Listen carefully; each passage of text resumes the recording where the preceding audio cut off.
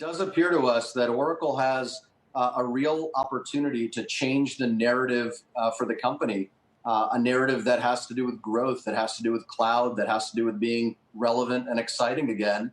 And I think that's a really interesting opportunity for the company to add shareholder value. You know, others have kind of made the snarkier comment that it's taken the president and a major international, spectacle in order for Oracle to win this contract. Look, I would say Oracle is a feisty competitor. Never underestimate Larry Ellison if he wants to get into a market. I think for us, it started with the announcement that Zoom is a customer earlier this year. I think that was a big deal, and that was really, I would say, their first highly relevant, actionable customer win that kind of stood out to us.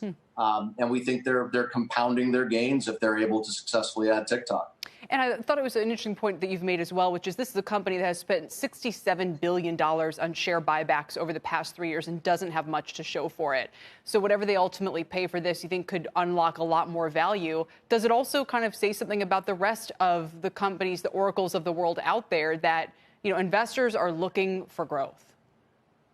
Yeah, I think that's a really salient point. And we look at, not only what they spent on buybacks and what that's done for the share price, but also their last major acquisition in the cloud space was of NetSuite in 2017 for $9 billion. And so, I think when Oracle is looking for opportunities to change the narrative, the fact that it's, looking at this rather than potentially large scale M&A suggests to us, that the valuation environment may not be, one that supports that type of path right now. And so this is definitely an innovative construct to change the relevant narrative for the company.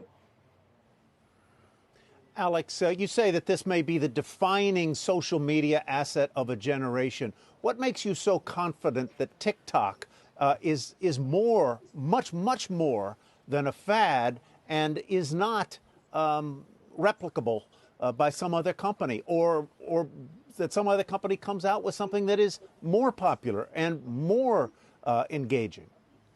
Yeah, that's a great question, and I will be the first to say that we cover enterprise software, not internet software. So take everything on the internet software side with a nice helping of salt. But what I will say is the data indicates that the kind of engagement that this app is driving is not just unique, but very, at least in the history of applications in the internet software, difficult to replicate. The amount of people that spend more than 10 minutes, more than 30 minutes, more than an hour engaging is very different than some of the even most established apps. Not just the amount of people that are engaging, but the amount of time and the amount of people that are engaging over a certain amount of time.